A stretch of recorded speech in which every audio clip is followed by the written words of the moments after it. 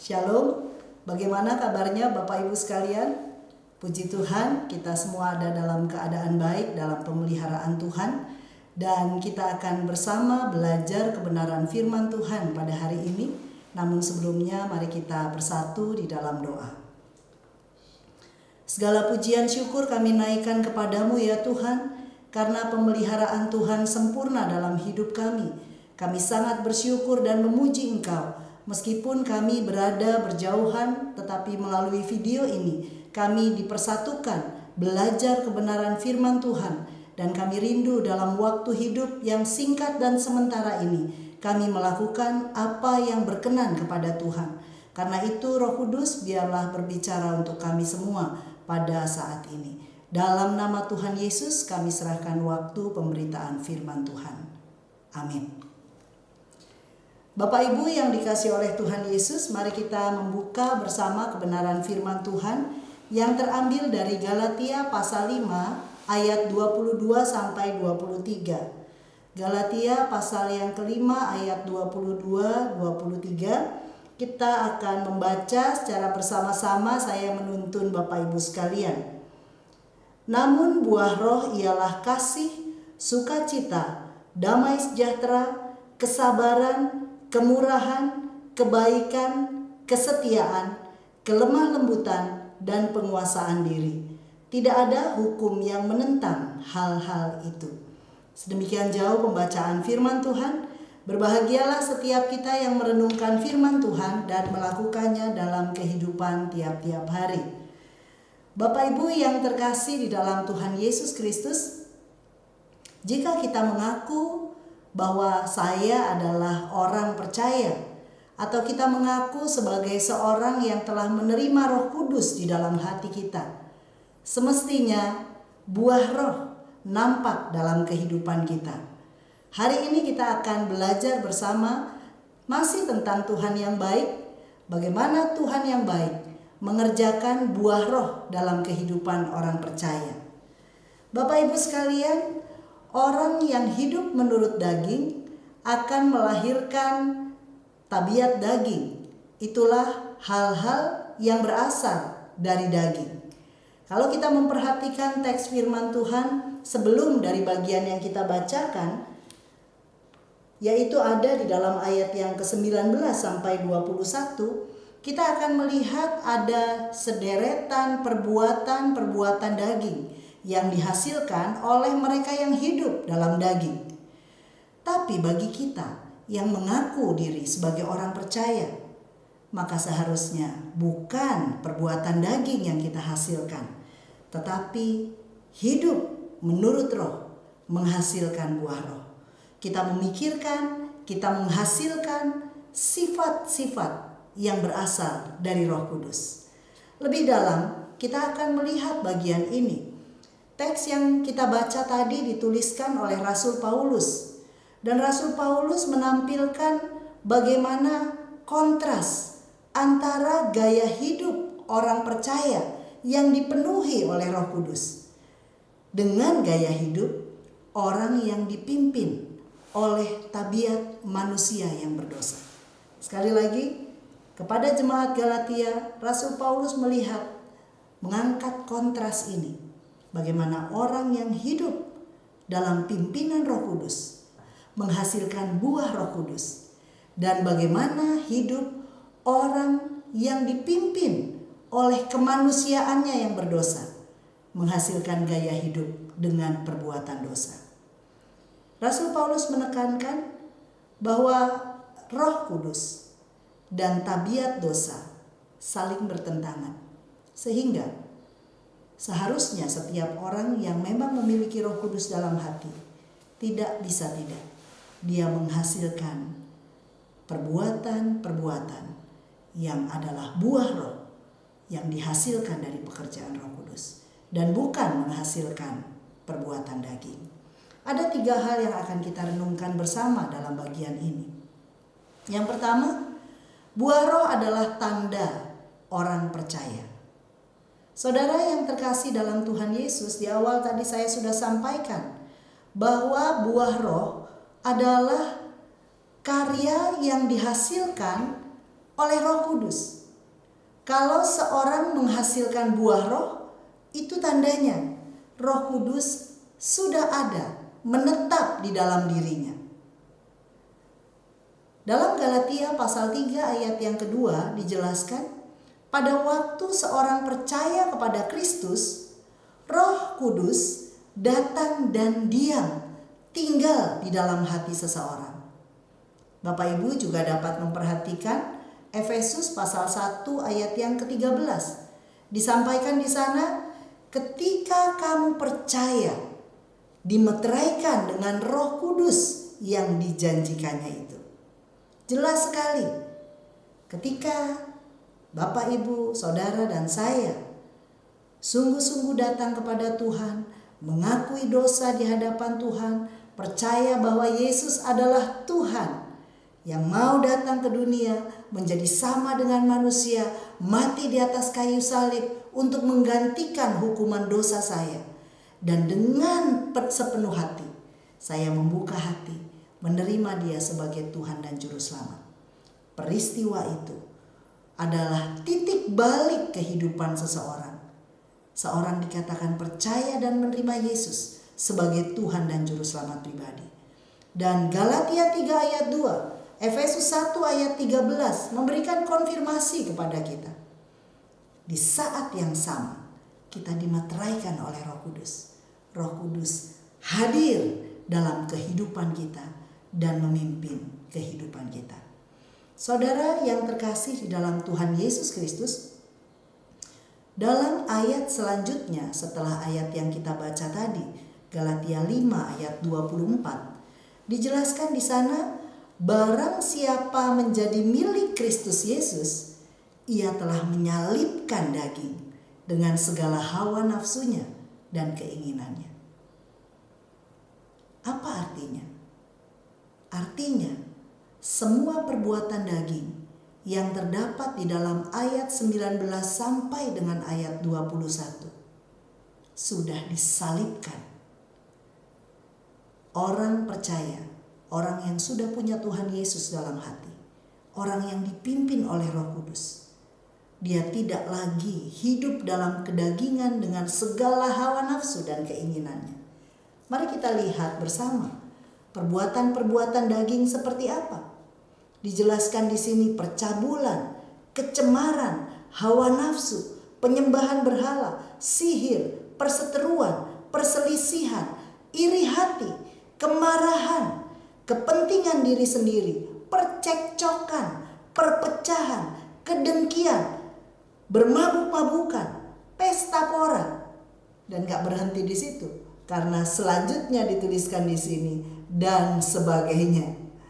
Itu berarti masih banyak dosa-dosa yang lain yang juga tercatat sebagai perbuatan daging di luar dari apa yang ditulis dan sudah kita baca tadi. Saudara, kita masing-masing dapat mengintrospeksi diri. Sungguhkah saya telah memiliki Yesus sebagai Tuhan dan Juru Selamat? Sungguhkah hidup saya dipimpin oleh Roh Kudus? Roh Kudus yang diam dalam hati kita meneguhkan status kita sebagai anak Allah. Dalam Galatia 4 pasal 4 ayat yang ke-6, saudara dapat melihat hal itu. Bahwa Roh Kudus meneguhkan kita sebagai anak Allah, itu berarti kita berhak menerima warisan sorgawi yang berasal dari Tuhan. Dan Roh Kudus itu juga yang memberikan kesanggupan kepada kita untuk hidup memuliakan Allah. Dan buah roh yang akan kita bahas pada saat ini berbicara tentang bagaimana seorang hidup memuliakan Allah. Roh Kudus bekerja secara dinamis di dalam diri setiap orang percaya. Dan kedinamisan Roh Kudus itu nampak dalam buah roh yang kita hasilkan.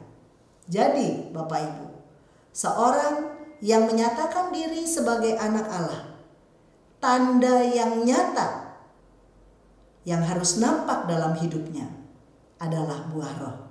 Amin.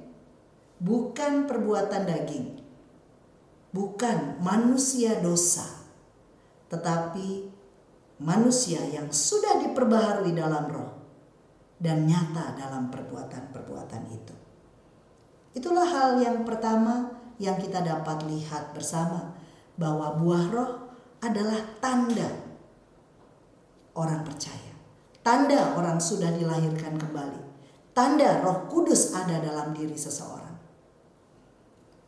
Hal yang kedua yang akan kita lihat adalah buah roh adalah tanda kedewasaan iman. Saudara, ada 3 fakta tentang kedewasaan iman. Yang pertama, bahwa kedewasaan iman seseorang tidak lahir secara otomatis, tidak. Melainkan butuh proses. Itu yang kedua. Butuh proses. Dan yang ketiga adalah harus ada kedisiplinan. Disiplin secara rohani, tentunya dalam persekutuan dengan Tuhan. Sekali lagi, ada 3 fakta kedewasaan iman.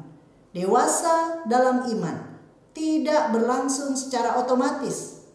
Yang kedua, dia memerlukan proses. Dan yang ketiga, perlu ada disiplin dalam persekutuan kita dengan Tuhan. Iman yang dewasa adalah iman yang menghasilkan buah roh. Banyak orang yang berpikir dewasa secara iman ditandai dengan karunia roh. Bapak Ibu, karunia roh itu bisa ditiru. Bisa memberikan yang nampaknya karunia-karunia roh. Tapi buah roh itu tidak bisa ditiru. Sekali lagi, kedewasaan iman bukan dilihat dari kecakapan dia dalam pelayanan, karunia, kehebatan yang terlihat dengan kasat mata kita. Karunia roh baik, tapi itu bukan tanda kedewasaan iman. Karena iblis pun dapat melakukan yang menyerupai karunia roh. Banyak orang juga yang tertipu hanya dengan aktivitas-aktivitas yang nampaknya rohani. Tapi sekali lagi, kalau buah roh itu tidak bisa dipalsukan. Dia adalah sesuatu yang lahir dari hati, keluar dalam kehidupan seseorang melalui hubungan yang intim dengan Tuhan. Nah, istilah di dalam Alkitab buah roh dalam bahasa Yunaninya karpos. Ini menggambarkan kesatuan hidup dengan Kristus. Maka memang kita tidak menyatakannya buah-buah roh, bukan. Meskipun ada 9 sifat yang disampaikan di dalamnya, ini merupakan satu kesatuan. Buah roh yang terdiri dari sifat-sifat ilahi yang kita dapat renungkan nanti di bagian selanjutnya. Ini disampaikan dalam bentuk tunggal Bapak Ibu. Menunjukkan bahwa buah roh adalah kesatuan karakter Tuhan. Sehingga kalau kita tadi katakan bahwa ini merupakan sebuah proses yang tidak berlangsung secara otomatis, maka semua sifat itu harus ada dalam proses itu. Sehingga seorang tidak katakan aku dewasa dalam iman karena aku memiliki buah roh yang pertama, kedua, ketiga. Tapi tidak yang keempat dan kelima. Tidak bisa seperti itu. Ini merupakan satu kesatuan yang menandai pertumbuhan rohani seseorang atau kedewasaan iman seseorang. Nah, mari kita lihat buah roh dengan 9 sifat ilahi yang ada di dalamnya. Pertama, kasih. Kasih mencerminkan perintah yang terbesar yang diberikan oleh Tuhan kepada orang percaya. Kasih tercermin dalam kasih kita kepada Allah, tapi juga kasih kepada sesama. Dan ukuran kasih yang tertulis dalam bagian ini adalah kasih agape, Bapak Ibu. Mencerminkan kasih Allah bagi kita, umat manusia yang berdosa. Kasih agape berbicara tentang kasih yang tanpa syarat, kasih yang tidak menuntut, kasih yang rela untuk memberi.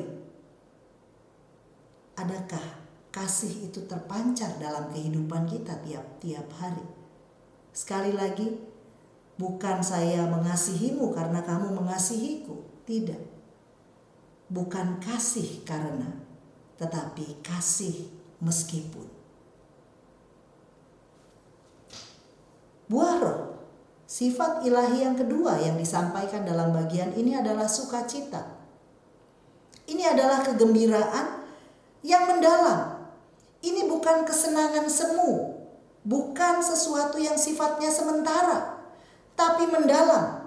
Karena sukacita yang dimaksud di sini adalah kegembiraan yang tidak bergantung pada keadaan, tapi berakar pada hubungan yang telah diperbaharui dengan Tuhan. Sehingga kalau orang yang sudah diperdamaikan dengan Allah, hubungannya dengan Tuhan sudah baik, sukacitanya itu tidak bergantung dari keadaan yang dia alami. Sehingga memang orang percaya dalam sukacitanya kadang membuat orang bingung. Kenapa ya? Dia sebenarnya punya banyak masalah, tapi dia tetap bersukacita. Oh, tentu saja. Karena standar sukacitanya tidak bergantung dari keadaan yang dia alami. Karena dia telah menerima keselamatan yang begitu besar dari Tuhan. Dan anugerah Tuhan yang besar itulah yang membuat sukacitanya berlimpah dan tidak bergantung pada keadaan yang saat ini dialami. Saudara yang terkasih dalam Tuhan, sebagai orang percaya, kita tidak langsung terbebas dari masalah dan pergumulan. Orang yang sudah terima Tuhan Yesus bisa juga ada dalam keadaan sakit. Orang yang sudah terima Tuhan Yesus bisa juga mengalami penderitaan, kesedihan, kehilangan.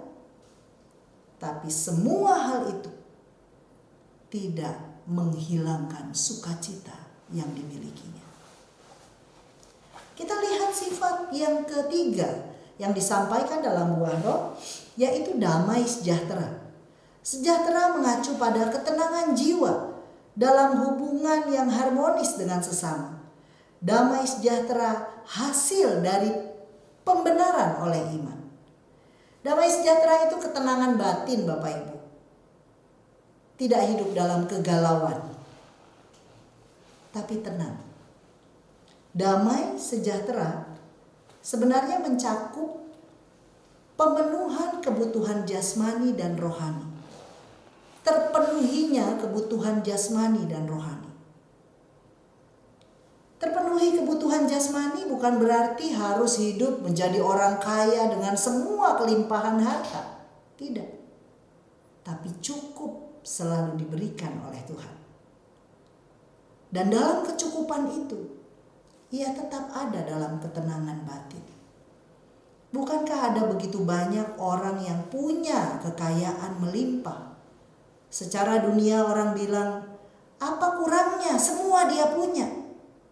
Tapi ternyata tragis sekali kematiannya. Dia bunuh diri karena merasa tidak tenang hidupnya.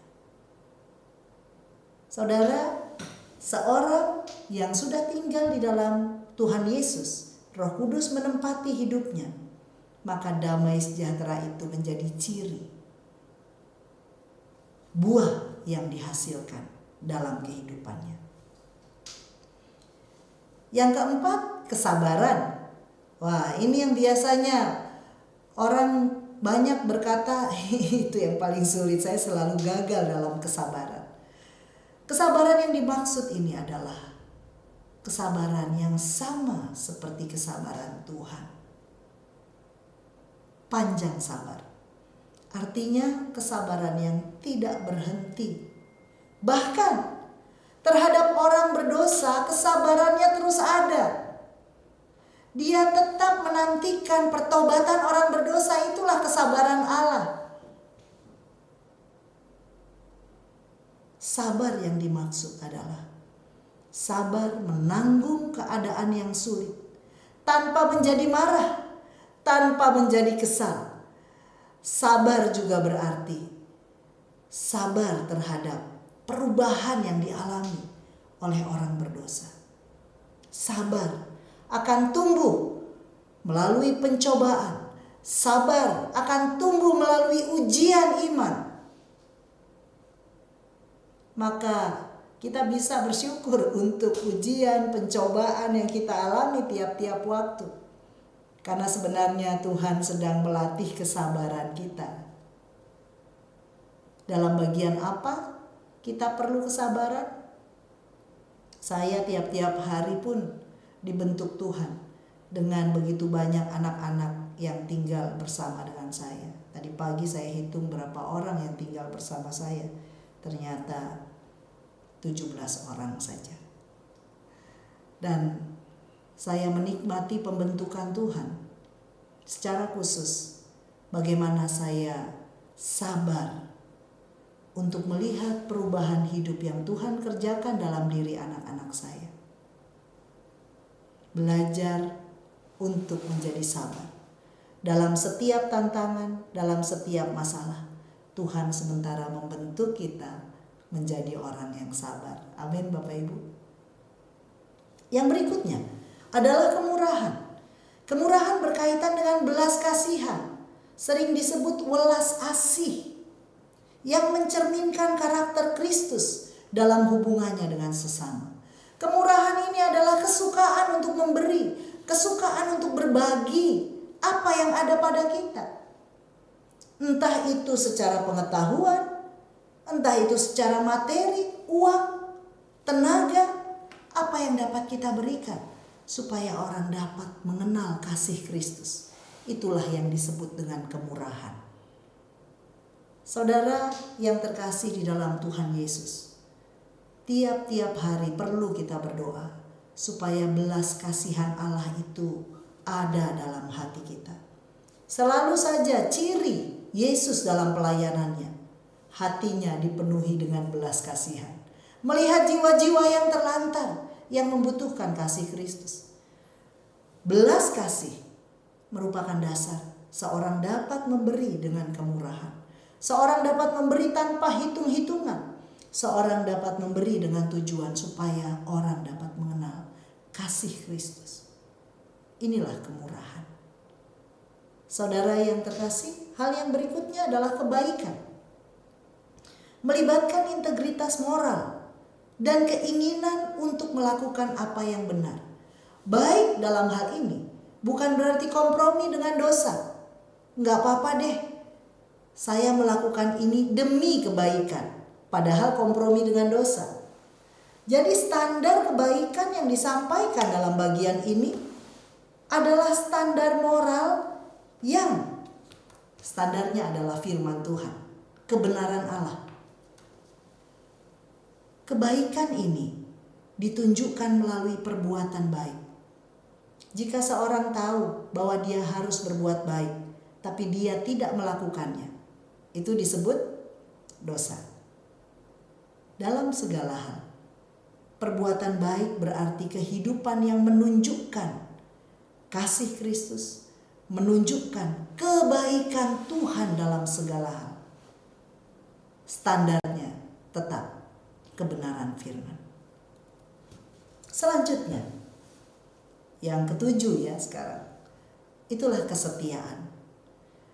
Kesetiaan menunjukkan pengandalan, kepercayaan, loyalitas kita kepada Tuhan kita, itulah Yesus Kristus. Bukankah dalam hubungan saya dengan Tuhan sama seperti hubungan hamba dengan tuannya? Ketundukan saya kepada Tuhan, ketaatan saya pada Tuhan, keyakinan saya akan penyertaan Tuhan, loyalitas saya kepada Tuhan, itulah yang disebut dengan kesetiaan.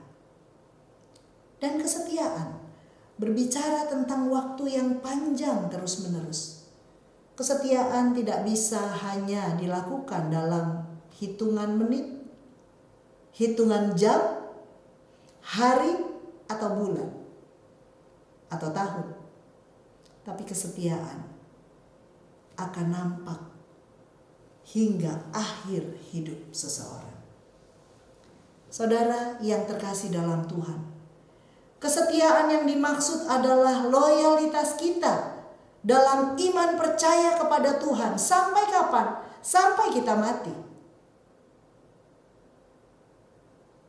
kesungguhan, keyakinan, kepercayaan kita pada Tuhan yang tidak mudah goyah, tidak mudah pudar meskipun kita menerima banyak tawaran dari luar.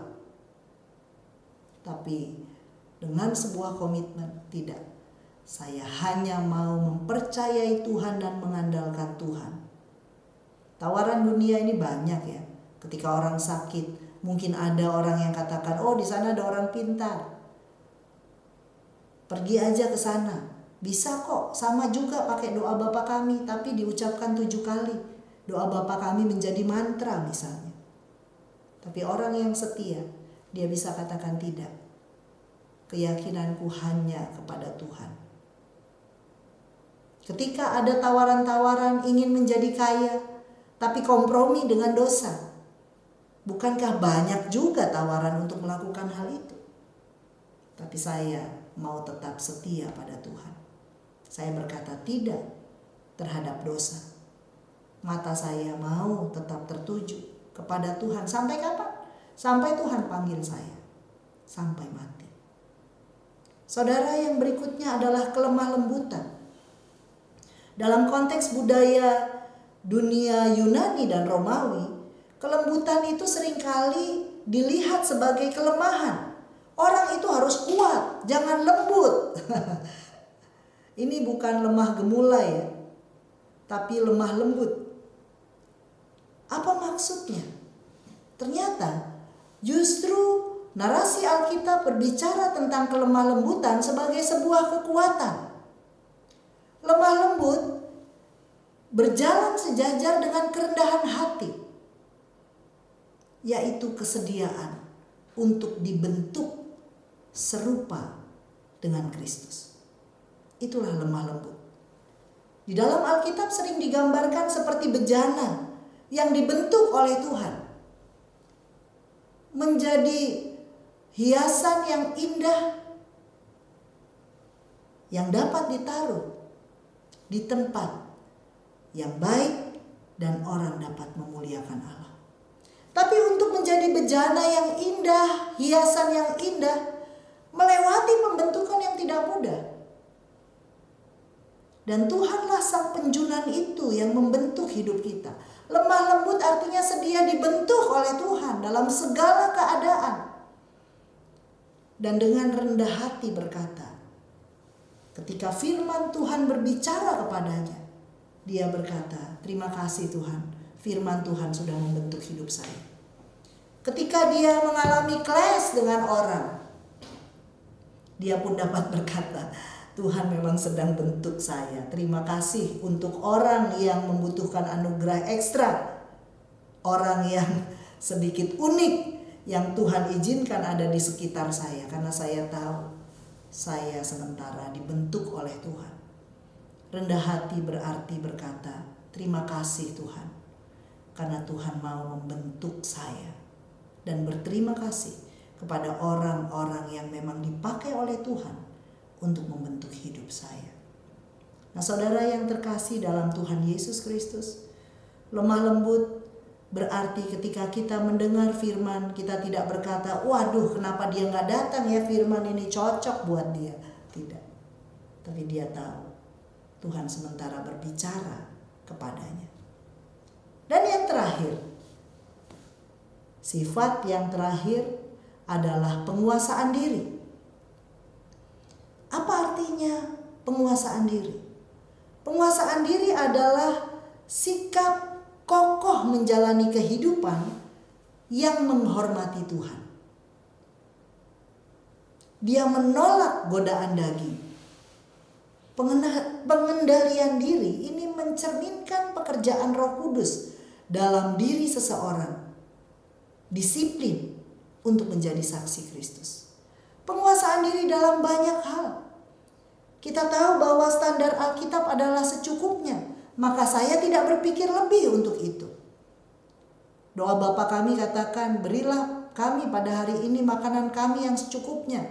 Kalau sudah lebih dari cukup, itu namanya sudah tidak ada penguasaan diri. Istilahnya rakus misalnya. Atau pengendalian diri dalam kemarahan. Apakah tidak boleh seorang marah? Boleh seorang marah. Tapi kalau dia sudah tidak bisa menguasai diri dalam kemarahannya, itulah dosa. Dalam banyak hal, ketika ada tawaran-tawaran, apakah saya mau menikmati dosa kedagingan, hal-hal yang duniawi sifatnya? Nggak apa-apa deh, coba-coba saja, sedikit saja. Mana pernah bisa dosa itu hanya sedikit saja. Ketika kita berkata ya terhadap dosa, meskipun awalnya saya berkata bahwa itu hanya coba-coba, tapi dosa terus menarik kita.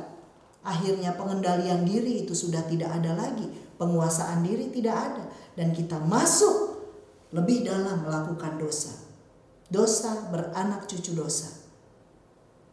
Dimulai dari penguasaan diri, ketegasan berkata tidak terhadap dosa. Kalau kita memiliki buah roh penguasaan diri, maka hidup kita menjadi saksi Kristus bagi banyak orang. Karena kita tetap berada dalam relnya Tuhan. Ketidakpenguasaan diri adalah keluar dari jalur Tuhan. Ayat yang ke-23 diakhiri dengan tidak ada hukum yang menentang hal-hal itu. Artinya, buah roh yang dihasilkan adalah buah yang dikerjakan oleh Roh Kudus dalam kuasa firman. Tidak mungkin keluar dari kebenaran firman. Mari kita lihat hal yang ketiga. Buah roh adalah tanda kemenangan. Di dalam diri setiap orang ada pergumulan antara daging dan roh. Tiap-tiap hari mulai kita bangun tidur, selalu pergumulan peperangan itu ada dalam diri kita. Apakah saya mau taat pada Allah ataukah saya tidak taat? Apakah saya mau menghasilkan kedagingan ataukah saya menghasilkan buah roh dalam hidup saya? Ini selalu bertentangan, berlawanan.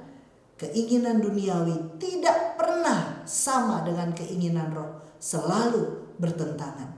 Daging melawan semua dorongan dan kehendak roh, menolak segala sesuatu yang rohani. Demikian juga kekuatan roh seharusnya menolak segala sesuatu yang bersifat duniawi. Saudara yang terkasih dalam Tuhan, Rasul Paulus menunjukkan bahwa kita tidak dapat memperoleh kemenangan ini dengan kekuatan kita sendiri, dengan kehendak kita sendiri. Tapi kita harus menyerahkan kehendak kita kepada Roh Kudus. Di dalam ayat yang ke-18 katakan, akan tetapi jikalau kamu memberi dirimu dipimpin oleh roh. Hanya orang yang dipimpin oleh Roh Kudus yang dapat menghasilkan buah roh dalam hidupnya. Tapi ini ketundukan. Gimana caranya supaya kita bisa menang dan buah roh itu nyata dalam hidup kita? Pertama-tama tentunya orang yang menghasilkan buah roh adalah orang percaya. Tapi dalam pertumbuhan, dalam proses selanjutnya, tiap-tiap hari seorang harus berdoa sungguh-sungguh di hadapan Tuhan. Aku mau menundukkan diri sepenuhnya di bawah pimpinan Roh Kudus. Ketika seorang memberi tempat seluas-luasnya pada Roh Kudus untuk menguasai hidupnya, maka rohnya akan menang atas kedagingan. Suatu ketika saya masih mahasiswa, saya belajar dari dosen saya. Dari sebuah pertanyaan sederhana. Anjing hitam dan anjing putih kalau berkelahi, mana yang menang? Semua kami berkata, oh anjing hitam apa putih ya? Semua bilang anjing putih karena putih itu suci, gitu kan pikirannya. Tetapi dengan tersenyum dosen saya berkata, anjing hitam melawan anjing putih, mana yang akan menang? Yang menang adalah anjing yang lebih banyak diberi makan, katanya. Dan sebenarnya hanya ingin berkata, kalau kita mau menang atas kedagingan, kalau buah roh itu mau atau kita mau buah roh itu nampak dalam kehidupan kita, maka berilah makanan rohani yang cukup setiap hari. Itulah firman. Kita ini begitu lemah, sangat mudah jatuh. Tapi ketika firman Tuhan kita makan setiap hari, menjadi makanan rohani, maka kerohanian kita menjadi kuat dan tangguh. Buah roh itu akan bermunculan dalam hidup kita. Dan kita menjadi pemenang atas setiap tawaran kedagingan yang ada di sekeliling kita. Kekuatan Roh Kudus selalu bekerja bersama kekuatan kuasa firman Tuhan. Hanya dengan tinggal dalam firman, seorang mengalami kemenangan dalam hidupnya. Bapak, Ibu, dan Saudara yang terkasih, di bagian penutup, saya mengulas kembali. Tuhan yang baik mengerjakan buah roh dalam hidup orang percaya. Amin. Ketika saudara dan saya memiliki Yesus dalam hati, Roh Kudus bekerja secara dinamis menghasilkan buah roh itu. Buah roh adalah tanda orang percaya. Buah roh adalah tanda kedewasaan iman. Bukan karunia ataupun sesuatu yang lain. Buah roh tidak bisa dipalsukan. Semakin dewasa seseorang dalam iman, maka buah roh itu nampak dalam hidupnya.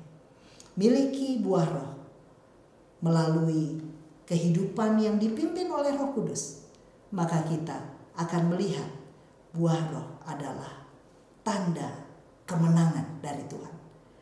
Menang atas kuasa gelap, menang atas tawaran-tawaran dosa. Kita dapat berkata tidak terhadap dosa ketika kita hidup di dalam kekuatan Roh Kudus dan dalam kekuatan firman. Kiranya firman Tuhan hari ini memberkati Bapak, Ibu, Saudara sekalian. Amin. Mari kita bersatu dalam doa. Ya Tuhan, kami sangat bersyukur oleh karena dalam kesempatan ini kami belajar firman Tuhan tentang buah roh yang seharusnya dihasilkan oleh kami sebagai orang percaya. Tuhan, biarlah setiap hari kami selalu rindu akan firman-Mu dan dipenuhi oleh firman Tuhan. Sehingga Roh Kudus yang ada dalam diri kami bekerja secara leluasa menghasilkan buah roh. Kami berdoa Tuhan supaya kehidupan kami menjadi berkat. Meteraikanlah kebenaran firman Tuhan ini dalam hati kami. Dalam kesempatan ini kami berdoa ya Tuhan, menyerahkan semua Bapak, Ibu, Saudara yang tergabung di dalam PADEL. Kami rindu mengalami pertumbuhan dari waktu ke waktu. Engkau juga yang memberkati kami dalam setiap usaha pekerjaan yang kami lakukan. Kami berdoa Tuhan supaya apapun yang menjadi pergumulan kami saat ini, kami hanya datang kepada Tuhan Yesus saja dan kami memperoleh kemenangan. Secara khusus kami bersyukur Tuhan untuk Pak Luhut Binsar Panjaitan bersama dengan Ibu Devi yang memfasilitasi kami sehingga kami dapat bertumbuh secara rohani. Kedua hamba-Mu ini kiranya diberikan kekuatan dan kesehatan, hati yang terus mengasihi Tuhan. Tuhan memberikan hikmat dan bijaksana dalam menyampaikan kebenaran Allah di tengah-tengah bangsa ini. Kami serahkan sepenuhnya kedua hamba-Mu bersama keluarga ke dalam tangan Tuhan. Kami juga berdoa ya Tuhan untuk Yayasan DEL secara umum dan juga pengurus PADEL secara khusus. Kami rindu supaya hikmat bijaksana Tuhan berikan. Kami berdoa supaya ke depan ada program-program lagi yang membawa kami untuk terus bertumbuh secara rohani. Terima kasih Tuhan Yesus. Saat ini kami bersama-sama berdoa bagi bangsa dan negara kami. Kerinduan kami supaya tangan Tuhan menolong bangsa kami, memulihkan keadaan negeri ini, supaya bangsa Indonesia menjadi bangsa yang diberkati Tuhan dan menjadi berkat bagi bangsa-bangsa. Tetap berdoa menyerahkan semua hamba-hamba Tuhan dalam pelayanan di ladang misi, di garis depan. Tuhan Kau mengurapi mereka, biarlah mereka dapat menghasilkan buah yang bernilai kekal.